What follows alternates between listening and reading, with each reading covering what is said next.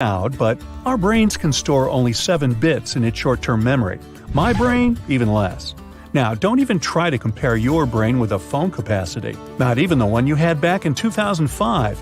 A mere byte is 8 bits. That's why you can't even learn a phone number by heart. Our short-term memory functions just like a chalkboard. You can get some info, but sooner or later you run out of space. To check your working memory capacity, try this test. Ask a friend to write a list of 10 words and read it to you. Most people recall 7 or fewer items from the list. Cats can't taste sugar, as they don't need to because of their meat-based diet. They are some of the few animals on the planet that can't taste sweet things. Speaking of which, you might not believe it, but in this picture, you can see an entire million different colors, which, when seen in full size, it has 1 million pixels, and each of them is a different color. Although you probably wouldn't be able to name each of them, your eye surely recognizes the differences when seen up close. Nah, go ahead and name each of them. I'll wait. Time's up. Cockroaches are tough. They can survive harsh conditions and have been around ever since dinosaurs ruled our planet. But the termite queen beats all that with a lifespan of 50 years. That's the longest any insect can live. Regular termites live only 1 to 2 years. Some of the strongest muscles in your body aren't in your arms and legs. They're in your head. Masseter is the main muscle responsible for chewing, and it needs to be the strongest for you to eat normally. And you know those muscles that allow you to move your ears? Those are temporalis, located above your temples. They also help you chew your food. Moving away from humans, fleas can jump up to 130 times their body height. To put that in perspective, it's around the same as an average human being jumping over the Empire State Building. Dogs are capable of dreaming, and if you have a dog, it's likely dreaming of you. Research suggests that dogs, like humans, draw on their everyday experiences when they dream. There are watermelons the size of a grape. Cucamelons, or if you prefer mouse melons, actually look like really small watermelons, but at the same time have a citrus flavor. Mantis shrimp is one of the most colorful creatures in the world. They look rainbow-colored to us, but to those of their own species, they look like a whole burst of colors. Their eyes can detect billions more shades than ours. In Tibet, there are black diamond apples that aren't green or red, but dark purple. The place where they grow has plenty of ultraviolet light over the day, while the temperatures drastically go down during the night, which makes the apple skin get a darker color. Now, when hippos get hot, they ooze a pinkish liquid through their skin. It soon covers their bodies and protects them from sunburns. Yep, hippos come with their own sunscreen. Chickens are the closest living descendants of the T-Rex. Really? Scientists compared the 68 million-year-old T-Rex DNA with that of 21 modern species and found chickens to be the closest match. Sloths are able to hold their breath longer than dolphins. They slow their heart rates, and they can stay that way for almost 40 minutes. Dolphins have to come to the surface to catch some air every 10 minutes. The starfish doesn't have either brain or heart, and neither does it have lungs. Yet it has hundreds of tiny feet, allowing it to walk, and it also pumps water through them through the star's body. The water acts like blood for the creature. Honeybees have 2 stomachs. One stomach is for eating, while the other is dedicated to storing the nectar they collect from flowers so that they can carry it back to their hive. Dolphins always sleep with one eye open and never fully asleep. This is because their breathing isn't automatic, as they need to keep visiting the surface of the water for air. If they slept, they'd just drown. Humans are the only animals whose brain goes smaller. Yup, as we get older, it tends to shrink. It can do so even because of isolation and loneliness. Other animals, even some of our distant cousins from another side of the family tree, like monkeys and chimpanzees, have no problem with that. You can taste garlic with your feet. Mamma mia! Rub a clove right in your feet, take your socks off beforehand, and wait for it. The chemical responsible for its unique smell can be absorbed through the skin, even though the clove was never in your mouth. Weird, huh? The alpine ibex is the absolute climbing champion of the animal world. Mother goats with their kids seem to be defying gravity by scaling flat vertical cliff walls where no other creature can walk.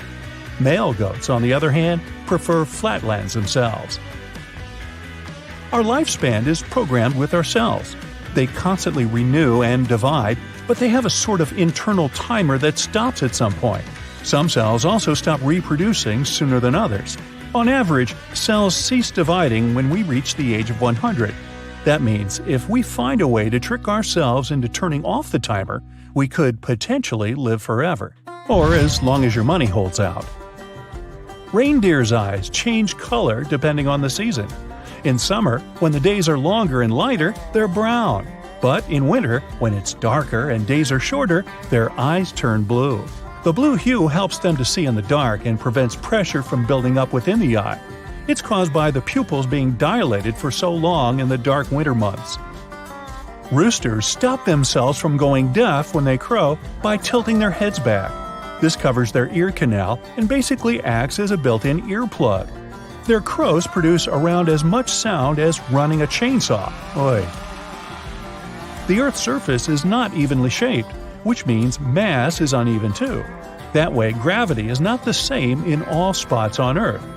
There's a mysterious anomaly in the Hudson Bay of Canada.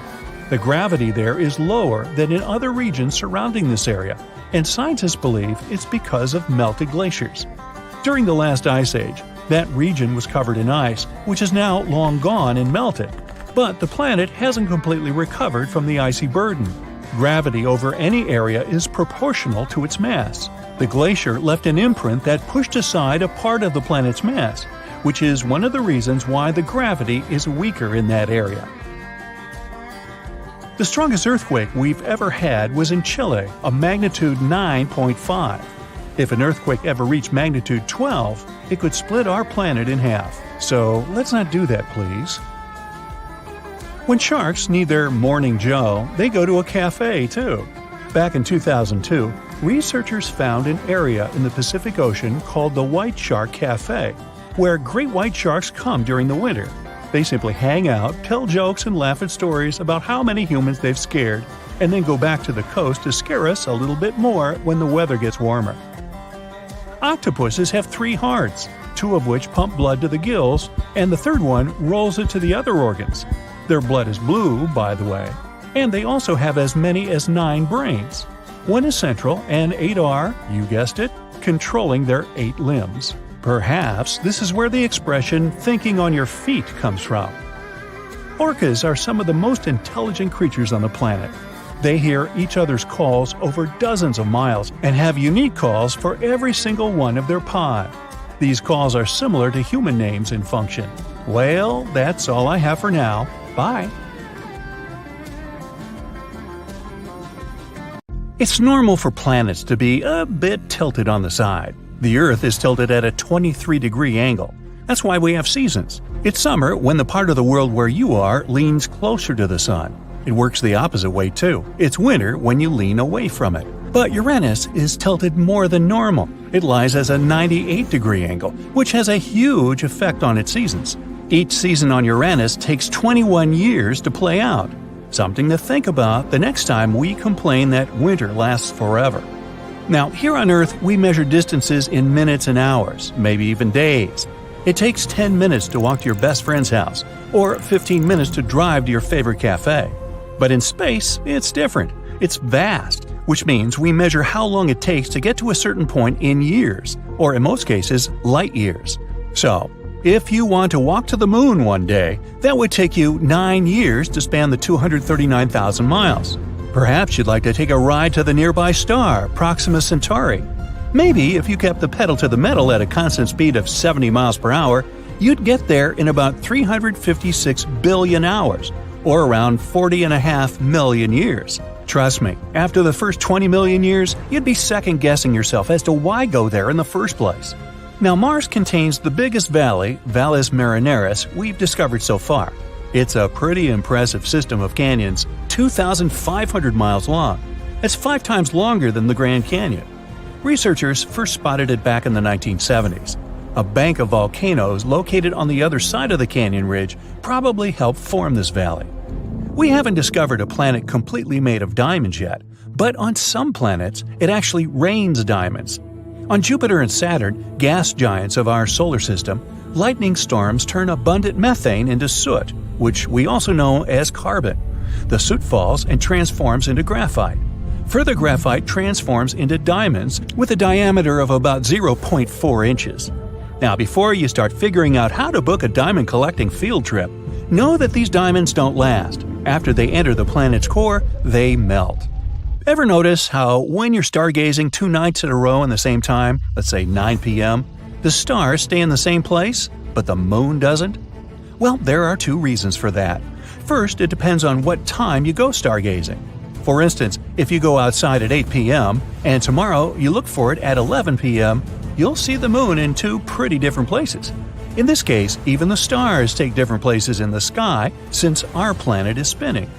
As you know, it takes 24 hours for it to make one full circle. That means, from our point of view, it seems like both the sky and everything up there is just moving around us one time per 24 hours.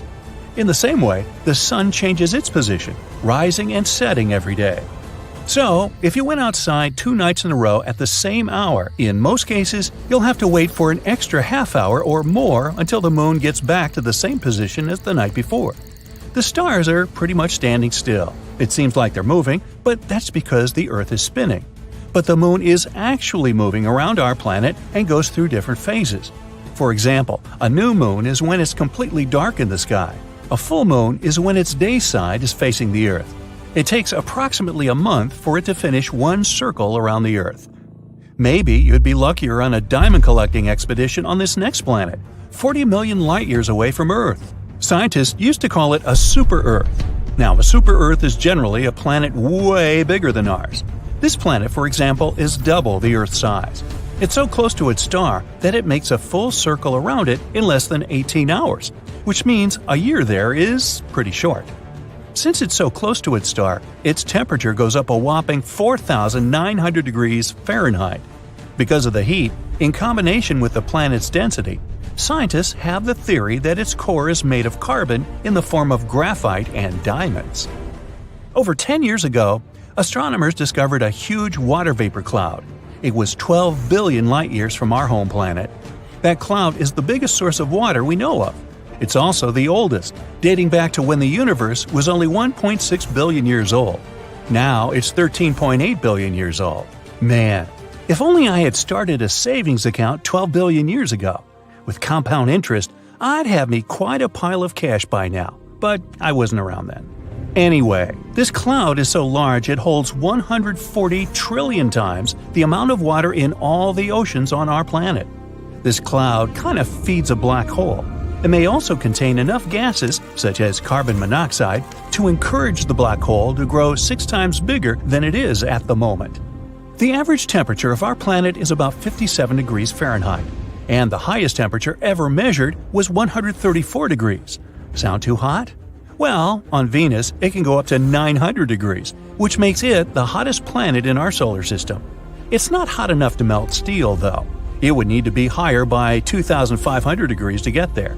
But it's hot enough to melt lead, and it's way too hot to sustain life, at least not in any form that we know. Venus is not even the closest to the Sun, it's Mercury, but it has a super thick atmosphere that traps greenhouse gases. It's like you covering yourself with a pretty thick blanket in the middle of the summer. Now, we're used to seeing volcanoes spewing hot molten lava. After all, that's what they mostly do on Earth. But in space, volcanoes tend to spew methane, water, or ammonia. And these materials freeze as they erupt and eventually transform into frozen vapor and something called volcanic snow. I'm talking about cryovolcanoes here. You can find them on Jupiter's moons Io and Europa, Saturn's moon Titan, and Pluto. These volcanoes are especially active on Io, which has hundreds of vents. NASA vehicles have even captured some of these erupting in real time. Plumes of frozen vapor coming out of them extended for about 250 miles. Hey, by the way, they just discovered another moon around Jupiter that might actually be good for farming someday. It's named EIEIO.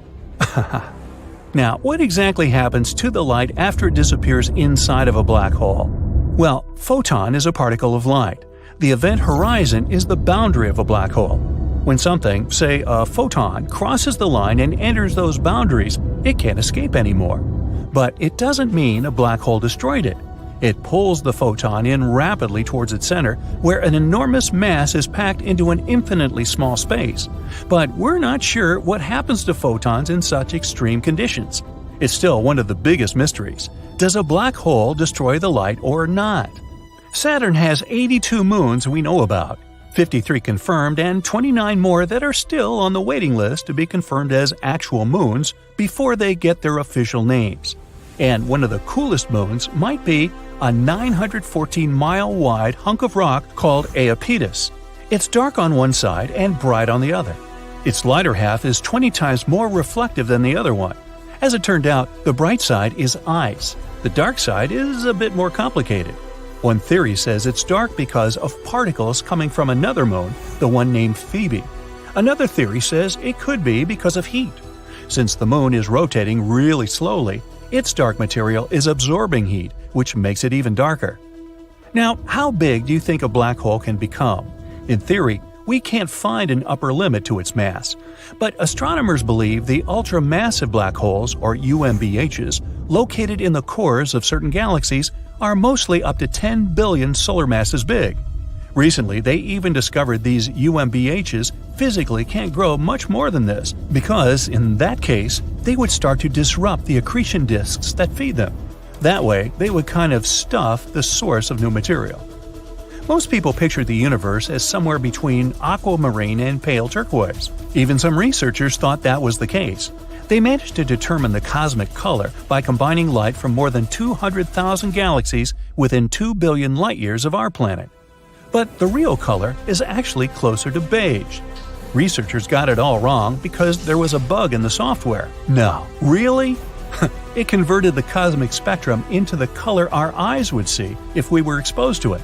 The team defined this color as a cosmic latte.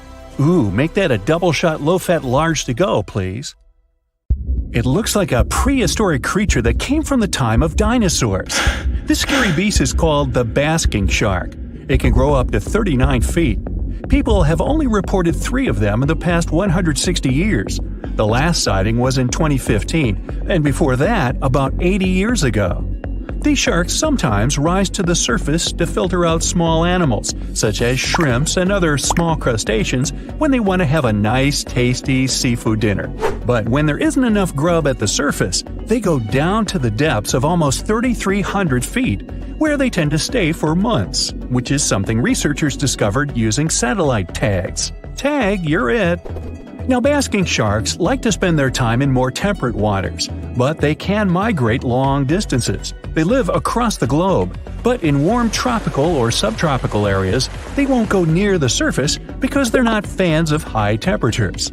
The lion's mane jellyfish is not that rare, but it's fascinating how large it is. It's the biggest among jellyfish species and the longest animal. Its total length can reach 120 feet.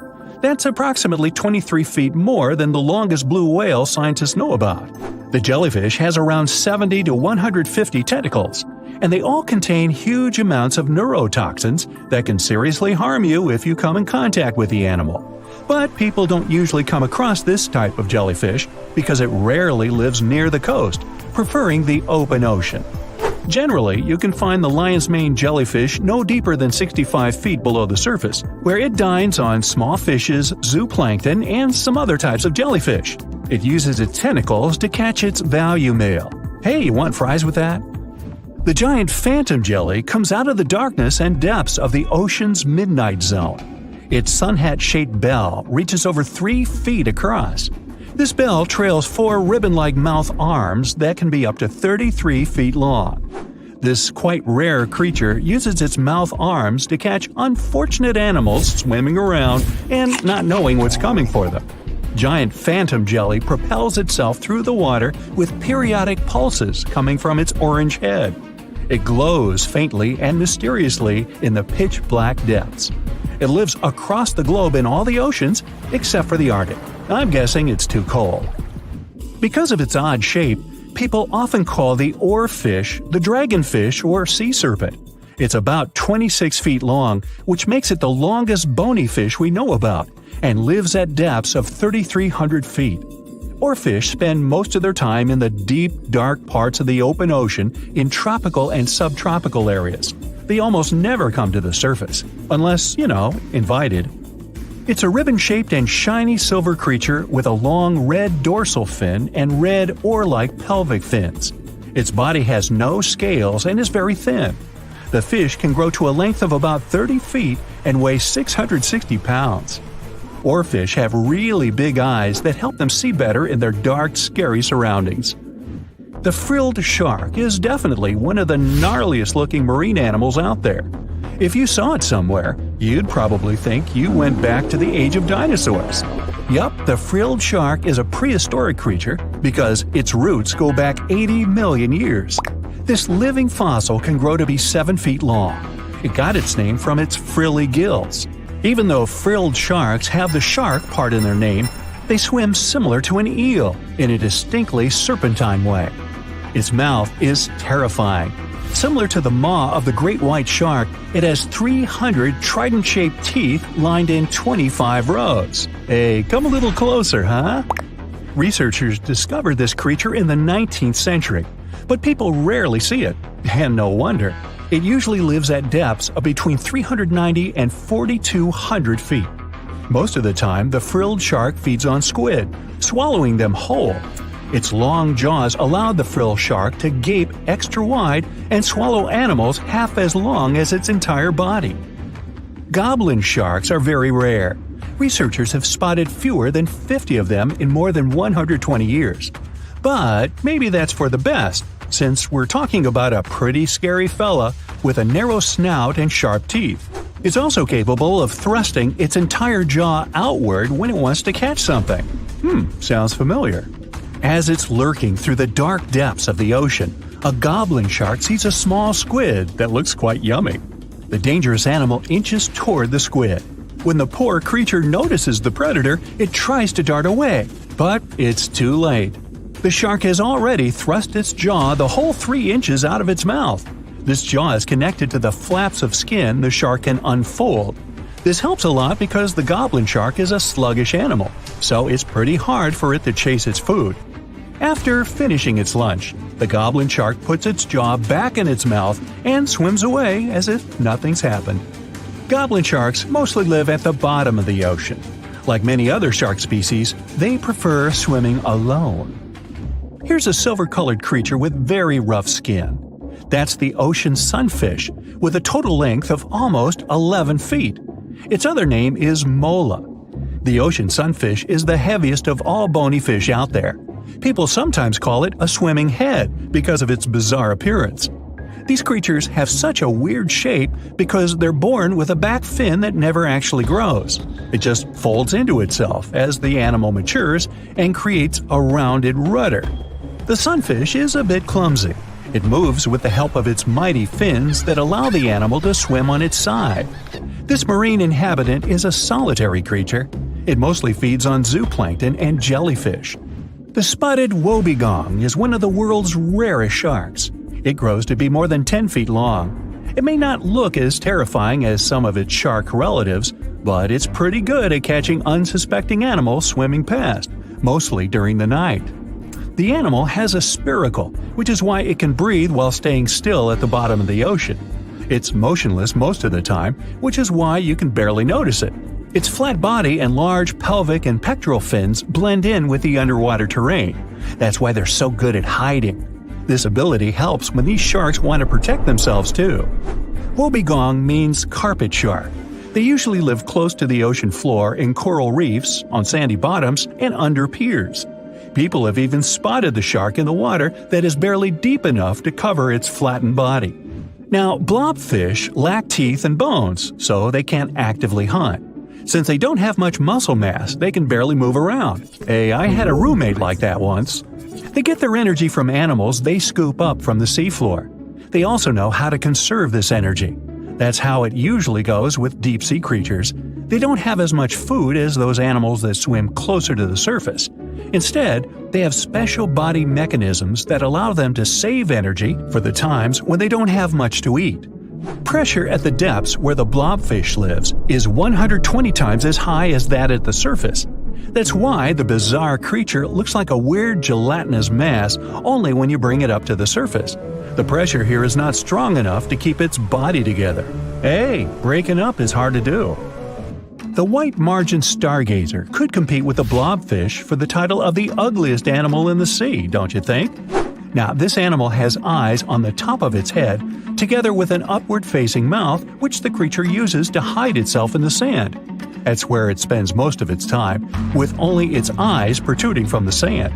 It chills this way until some small animal passes by. It can lunge at its target incredibly quickly, literally within milliseconds.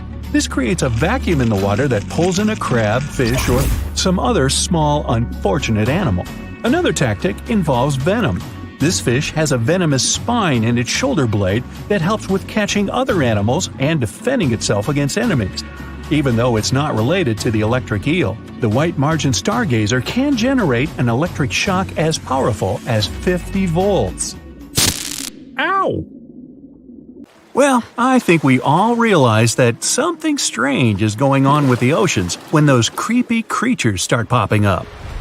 A fish with a long bony stick growing out of its head, a creature that looks like a pulsing pile of spaghetti, a white shrimp the size of an adult's palm, a toothy fish with glowing ribs, a huge sea beetle the size of a cat, a purple jellyfish that looks like lava. Some people call them monsters. Some are sure they come from another planet. Fortunately, scientists quickly calm people down. These creatures are inhabitants of the deepest parts of the sea and have always lived here. Something's forced them to come to the surface. In the Atlantic Ocean, off the coast of Antarctica, a research ship gets into trouble. A block of ice breaks off from a large iceberg and falls onto the deck of the ship. Severe frost, icy water, an impending storm, there's almost no chance of salvation. Waiting for rescuers is impossible. It'd be days before they're found. Several crew members fall overboard and find the water is… that's weird. The water's warm. Thanks to this, the crew manages to hold out much longer, and they get rescued after all. All the oceans begin to warm up. Normally, water's heated very slowly from the outside, from the sun, greenhouse gases, that sort of thing. Even a tiny increase in temperature means big problems. Now, the ocean is heating up quickly, and from the inside, from the bottom. Scientists send down one of those deep water research things, which can handle high temperatures and pressure. The deeper down it goes, the fewer living organisms they see swimming around. Almost at the bottom, the water becomes very hot. Scientists spot a crack in the Earth's crust. It's like a volcano, only flat. The hot energy of the Earth's core spills out and heats the ocean. Life down there quickly becomes impossible, so all the deep-sea creepy creatures start to swim up to the surface. The world's oceans are basically still a mystery. Whatever unknown animals were lurking in its depths, they're all swimming around on the surface now. Huge squid, the size of a bus, appear out of nowhere and attack ships. That Kraken myth's not sounding so crazy now. Oceanographers discover new species of animals every day. But hot water isn't the only thing forcing all these beings out of the darkness. There's not enough oxygen in the ocean now, as warm water has way less oxygen in it than cold. Following the monsters from the depths, hundreds of thousands of whales, dolphins, sharks, and ordinary fish swim to the surface. All the rich life of the underwater world floats close to the shores to get at that precious oxygen. People can't step foot on the beach anymore, at least not in the water. Who would dare to take a dip in the ocean if there's a chance of meeting a humongous squid or a hungry shark? Yikes.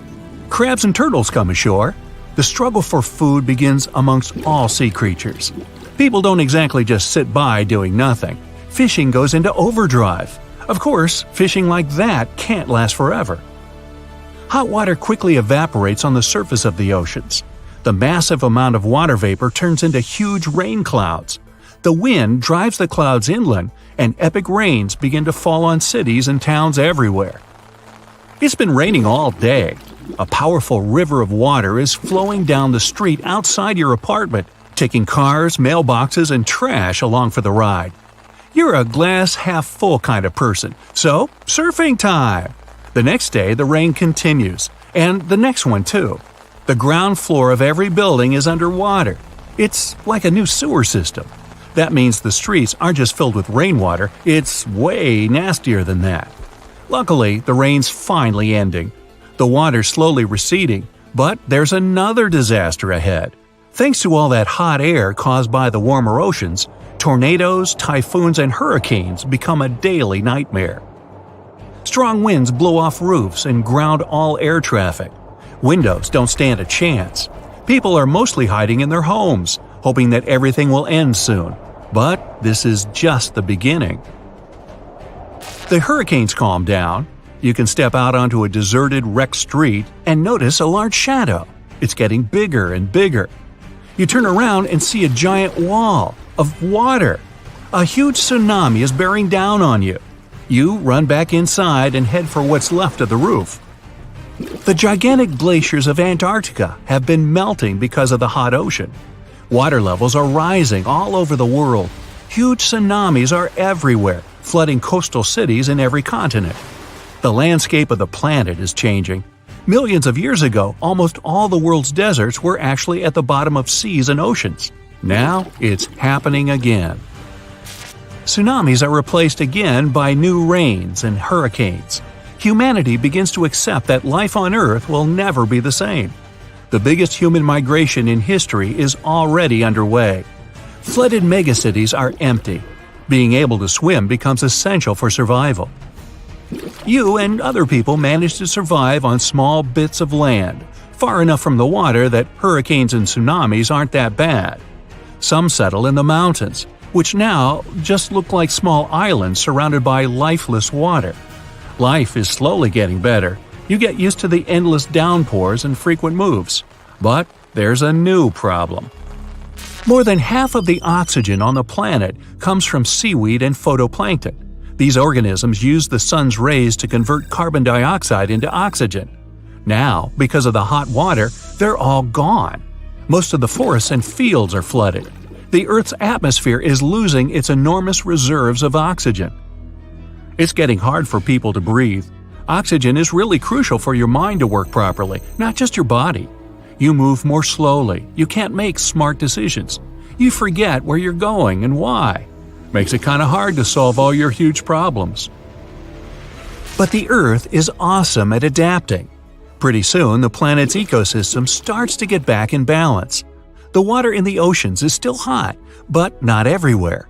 In some parts of the world, new seas have formed. Thanks to the melting glaciers, the water in these seas is nice and cold, and seaweed reappears. The air gets filled back up with oxygen, and you take your first deep breath in ages. But the endless rains keep coming. And it's not just the ocean getting hotter, it's also the atmosphere. Those life-saving new seas start evaporating. There are completely lifeless spots on every continent, full of hot water and hot air. But people aren't running out of water. There's a steady supply from the melted glaciers, which are mostly not salty, so score. In place of Antarctica, there's now a freshwater fifth ocean, or is it a sixth ocean? I can never remember. Marine life adapts to the new conditions. Pretty soon there are fish everywhere. Now people have access to nutritious fish and algae. Some people don't want to bother with the constant flooding and just decide to live on the water all year round. They build large cruisers, complete with apartments, schools, gyms, restaurants, shops, and a whole lot of sushi. You decide to go on a trip around the world, and now's the best time to do it. You can actually sail over flooded cities. Sometimes you can even see the tips of skyscrapers sticking out through the water. More and more people decide to spend their lives wandering the oceans. The cruisers get bigger and bigger. Then, people start combining ships to create enormous floating cities. There's a rush for the new tech that can help us live underwater. Half of humanity ends up living under the sea. But there are still epic problems. Scientists need to get in gear and figure out how to stop the oceans from overheating. It's even starting to boil in some places. That means, in the future, water reserves will evaporate and the oceans slowly dry up. Engineers create huge cooling filters and install them all over the planet. It's not going to fix everything, but it'll make enough cool water for us to survive. Fast forward 1,000 years, and some oceans are bone dry. That means new continents. The nonstop rains almost stopped. Whatever cracks opened up that heated up the oceans have sealed themselves back up. The planet survived, but it's got a serious makeover. In some places, the ocean floor has been transformed into cities, farms, and forests. Where there's still water, the hot new pastime is underwater excursions. Want to swim through Times Square or take a scuba selfie by the clock on Big Ben? Hey, go for it! Hey, ever heard of a fire rainbow? Yeah, me neither. How about a circumhorizontal arc? Didn't think so, but just so you know, they're one and the same thing. At first glance, it looks like a painting, or like a rainbow-colored splash in the sky. Despite the name, they have nothing in common with either fire or rain. This phenomenon happens on rare occasions when the sun shines through a particular type of ice cloud formation. The rainbow halos are just as unique. Again, a specific type of ice crystals in clouds needs to be present for the surface of the Earth to bend light from the sun into a perfect ring. The same thing can happen with moonlight. The only difference will be that moon halos are usually white and sun halos can be rainbow-colored. When visiting regions with high altitudes, you may be one of the lucky people to stumble upon penitentes. They're basically naturally formed ice spikes. For them to be formed, they need a really cold and elevated environment where the air is dry. The sunlight turns ice directly into vapor rather than melting it into water. And that's why these blades of snow and ice start to pop up on the surface of the Earth. As cute as they may be, they can end up as tall as 15 feet. Now, what happens when small individual droplets of lava meet the wind? Pele's hair, basically. Let me explain. The word Pele comes from an ancient Hawaiian symbol for volcanoes. Whenever the wind picks up little drops of lava, it stretches them into hair-like strands, similar to the process of glass wire creation. These delicate strands can stretch as far as 6 feet. On rare occasions, it can rain without any clouds. But does it really? Let's look at the science behind this rare phenomenon. It's sometimes called a sun shower, just because it looks like the rain is falling straight from the sun. Let's be clear though, there is no way rain can ever come down directly from a star. Rain clouds are at a bit of a distance from that specific location. With sun rays being angled, the clouds become out of sight. Add a little wind to blow the rain in your direction and ta-da! You get sun showers. Located in Bolivia is a place called Salar de Uyuni. It's the largest salt flat in the world. It's also the home of half of the world's lithium, which is a crucial component for making batteries. But what else is so special about this place? Well, whenever the rain season comes, it turns this piece of flat land into a perfectly reflective mirror lake. What comes to your mind when you hear about the Blood Falls? A horror movie? Well, they are merely a series of waterfalls located in one of the driest regions of Antarctica. They emerge from an underground lake filled with a special kind of bacteria. These little organisms use sulfates as fuel instead of sugars, which makes them very intriguing for scientists. The water contained in this lake is so full of iron that it basically just rusts when it meets the air. Hence, the reddish color of the waterfall, which also gives it its trademark name. Okay, we all know the song, but it's not really made up. There is actually such a thing called a desert rose. It's not a plant though, but a unique form of the mineral gypsum. It develops in dry sandy places that can occasionally flood. This constant switching between a wet and dry environment lets the gypsum crystals emerge between grains of sand, trapping them and forming a rose-like shape. Ever heard of the Eye of Sahara? Scientists are still trying to figure out how it was formed. You can only see it if you fly above it, but it's basically a naturally formed dome that dates back to approximately 100 million years ago. And no, I wasn't around then. It has a rough diameter of 25 miles and consists of a bunch of concentric rings. The biggest one, or the central area, measures about 19 miles in diameter. Astronauts were some of the first people to notice it, and it's been studied ever since. In fact, even to this day, when landing in Florida, they know they're almost home when they see the Eye of Sahara.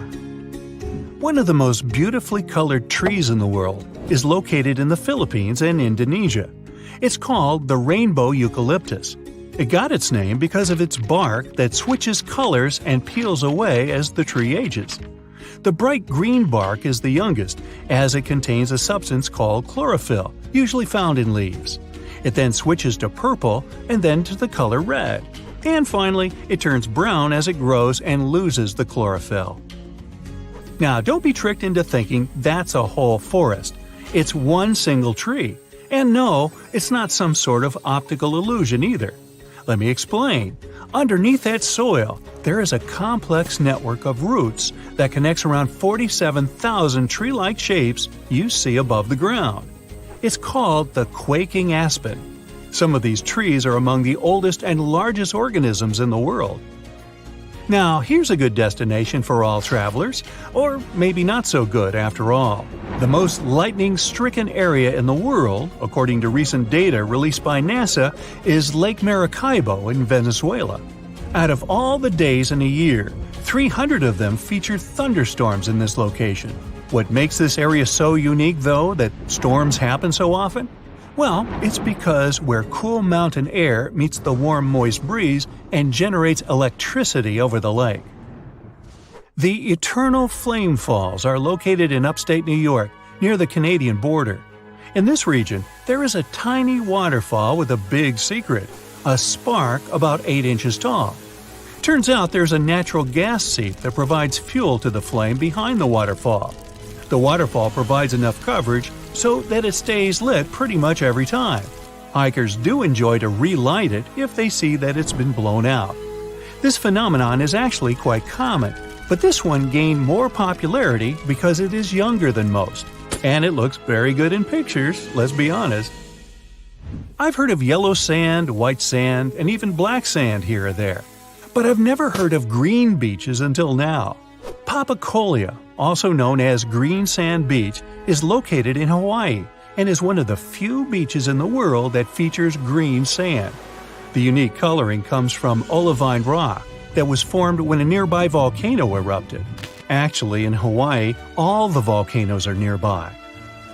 Move over green sands because some of the other beaches around the world can even glow at night, and it's completely natural. The culprit? A little thing called photoplankton, or microalgae as they're sometimes called. They're basically little plants that contain chlorophyll and need sunlight in order to live and grow. Most photoplankton kinds are able to float in the upper part of the ocean, where the sunlight can still reach them beneath the water. When the photoplankton gets agitated by the movement of waves and currents, they emit light, which looks like some glow during the night. These special microorganisms are found on beaches in a lot of places around the world, such as the Maldives, Puerto Rico, and the Everglades. At the base of a mountain located just outside of Afton, Wyoming, is a little river called the Intermittent Spring. There are only 3 of this kind in the whole world, but what makes this little string of water so mysterious? Well, the fact that it starts and stops every few minutes. Scientists have yet to pinpoint precisely why this happens. They speculate that it's basically just a siphon effect that happens deep within the ground that causes the river to just start and stop so often. Should you ever be interested in checking it out, be sure to do so in the late summer, as that's when the intermittent spring is most active. Do you see the irony here? You can only see the spring in the summer? Okay, I'm done. That's it for today. So hey, if you pacified your curiosity, then give the video a like and share it with your friends. Or if you want more, just click on these videos and stay on the bright side. You're hiking in the wilderness, looking for a safe spot to set up camp. All you can hear are leaves and branches crackling under your footsteps. Some squirrels are running up a tree over there. But suddenly, something unexpected happens. You notice something weird in the distance in between the trees. It kind of looks like a concrete structure of some kind. Weird. At this point, you're at least 20 miles deep into the woods, and there are no nearby towns or villages, as far as you know. So you decide to go off the trail with your friends to get a closer look. But as you get nearer, you realize that it's leading to nowhere.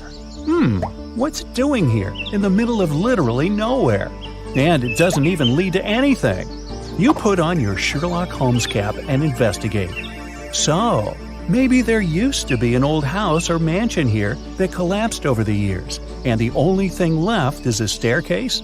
But, weirdly enough, after circling the bizarre structure, you realize there's no trace of any ruins or even foundations. It's like someone just sliced a staircase off their house, cake style, and plopped it here for no reason. Okay? You and your friends aren't really into getting a whole lot closer. Something feels wrong. The longer you look at this weird structure, the more you feel a super creepy presence. Something tells you you should probably leave the area as fast as possible. As weird as this sounds, discoveries of random staircases, illogically found in the woods, are surprisingly common. Some are made of wood, others of brick or stone. Some look ancient, while others look like they were finished yesterday.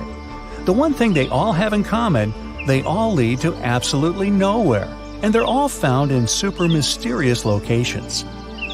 One of the most famous ones is in Chesterfield, New Hampshire. A long, medieval-looking staircase made of stones with Roman arches in the middle of the woods. It's believed to have been part of Madame Antoinette Sherry's castle. She was a big singer back in Paris. The castle dates back about 100 years, and it was later discovered again in 1962. This time, there was nothing but a staircase. Another mysterious ancient staircase dates back to 9,000 years ago. It's in a forest in Italy. It looks like a series of stairs that lead to a tiny platform at the top. Now, why go through all the trouble of building the thing if it leads to nowhere? Well, some scientists think it could have been some sort of ritual tower, but your guess is as good as theirs. There's an anomaly in the Indian Ocean known as the Indian Ocean Geoid Low, or IOGL. It produces the largest distorting natural gravitational force in the world. Heavy mineral deposits, many deep-sea trenches, and magma reservoirs disturb the magnetic field in this area. Earth's gravity changes in different places around the planet. It allows researchers to look for patterns and figure out what's happening beneath the surface. Higher gravity fields usually mean denser materials below, and vice versa. Some scientists believe that the anomaly might be a dent in the planet's mantle that is working its way up to the crust. The Niihau Island actually rejects the fruits of today's advancements. There are no cars in sight since the locals get around on foot or by bicycles. No wonder their legs have great definition. They thrive without running water, internet, or shops. The only school on the entire island is powered by solar energy with a backup generator. And what's awesome is that it's the only school in the state that's powered by the sun. Being a resident of the island, the local explains some ground rules the permanent residents must abide by. If they do break these rules, they can be evicted. Now, not far from Bangkok, in northeastern Thailand, there's a 75-million-year-old rock formation. These rocks look like three whales swimming together. The beautiful design created by nature became known as Three Whales Rock. Millions of years ago, this area was just a desert, but the land was changing. Gradually, sandstone got pulled apart by the movements of tectonic plates and erosion. That's how these spectacular formations were created. If you decide to explore the system of trails around Three Whales Rock, you'll find waterfalls and an abundance of fauna and flora there. Located on Gamal and Gaiden peninsulas, these expansive pit holes were discovered in 2014. They seem to be still changing and evolving. The pits grow wider, and people find them more often. Of course, there's no shortage of theories about how they appeared. Suggestions range from meteorite impacts to the activity of other civilizations. But the most common explanation is that methane gas reacted to water molecules after the planet's permafrost started to melt. This resulted in bubbles of methane bursting through the ice. The craters could be thousands of years old, but nobody knows for sure. You're driving to the state of New Mexico, to the small town of Taos. 2% of the locals hear a strange buzzing in the air every day. Some residents believe the sound is somehow connected with technologies used by guests from other galaxies. Ooh. Also, there is a theory that something sinister lives in the town. They say Taos is cursed. An evil spirit or a phantom punishes people for something their ancestors did in the past. Scientists still can't explain the nature of this sound. Another theory says it's caused by unusual acoustics of the location, while others think the buzzing is a hallucination. Some can hear it because everybody talks about something, and our minds create an illusion of the sound that doesn't really exist. The sound isn't the same for everyone either. For some, it's a low hum. For others, it's more of a buzzing sound. But this is not the only place where you can hear the strange noises. It's called the hum, and people worldwide claim to have heard it. Some dwellers of a small village in Scotland describe it as a low, thick hum, while some residents of Florida heard a similar sound too. It's not exactly known where this phenomenon appeared, but the first time the media started talking about it was in the 1970s in England. Also, there are written records of a mysterious buzzing dating back almost 200 years. According to some estimates, only about 2% of people on the planet can hear the hum. Perhaps their ears pick up some low-frequency waves, or the reason is something else entirely. Maybe, just maybe, they hear humming because the person doing it doesn't know the words to the song. Yeah, that joke is also 200 years old. A volcano in Indonesia spews bright blue lava and produces electric blue and purple flames. This phenomenon occurs because the volcano has some of the highest levels of sulfur in the world. You can also know you're near it by its foul stench. But I digress. And when sulfuric gases interact with scorching hot air and get lit by the molten lava, they turn blue. You can also find the world's largest acid lake inside this crater. Yup, it's a real stinker. Underwater rivers and lakes are called brine pools for a reason. High salinity makes the water in them denser than the seawater around. That's why it sinks to the bottom, forming rivers and lakes. Those have waves of their own, and these waves can sometimes lap up against the shorelines. If you went down there in a submarine, it would easily float on the surface of a brine pool. But without a submarine, swimming in such a lake would be too risky. They contain too much toxic methane and hydrogen sulfide. Yeah, I'd pass on that too. But hey, be my guest. Cave of Crystals in Mexico is home to the world's most unique crystal formations. Thanks to super rare conditions in the cave, crystals there grow to unbelievable sizes. The air inside is incredibly humid. The water contains tons of minerals that boost the growth of the Milky White giants. Some of them are longer than telephone poles. Cylindrical snow donuts occur when a wind gust starts to roll some snow across a snowy area, as if making a snowball. If it was a real thing, it would eventually become too heavy for the wind to move. But a snow donut's center is hollowed out. This happens because its inner layer is too thin and is blown away when the donut is formed. This makes the thing lighter than a snowball. That's also why it rolls further. Unfortunately, snow donuts are rare because they need very precise conditions to appear. The Danakil Depression in Ethiopia is probably one of the most bizarre-looking places you'll ever see. It's dotted with neon-colored hot springs, lava pools, and vast salt flats. You've got to be especially careful there. Toxic gases are swirling over hydrothermal fields, and many pools are super acidic. So, don't go swimming. Until at least 30 minutes after lunch. Just kidding. And finally, there's nothing mysterious about 28,000 rubber ducks found in the sea in 1992. That's when a ship transporting bath toys got lost in the ocean while traveling from Hong Kong to the U.S. Some of these ducks are still floating in the ocean several decades later. They've been spotted in South America, Alaska, Hawaii, and even Australia. And they make bath time lots of fun. Ooh, rubber ducky.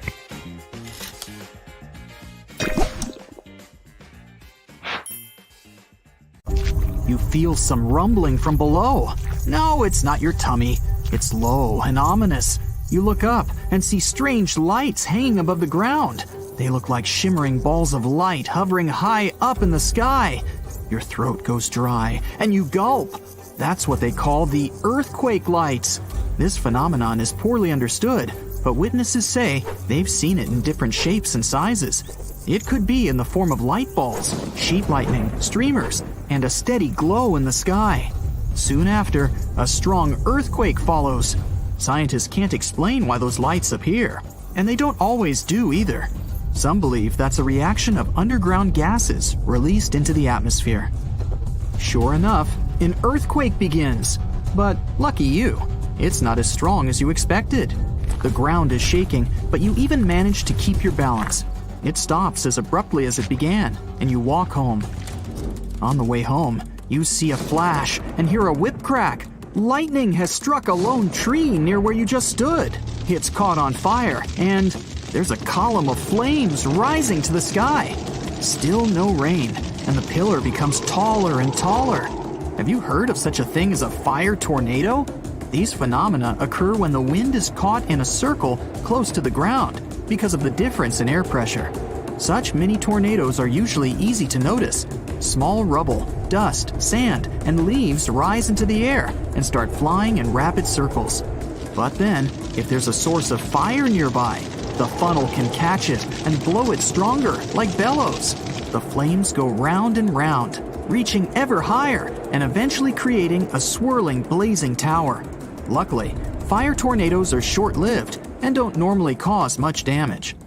But don't try to hide from the storm under that tree. You can find this unusual plant in Florida and in some parts of the Caribbean coast. Externally, it doesn't look special at all. A gray trunk, green leaves, and fruit similar to small apples.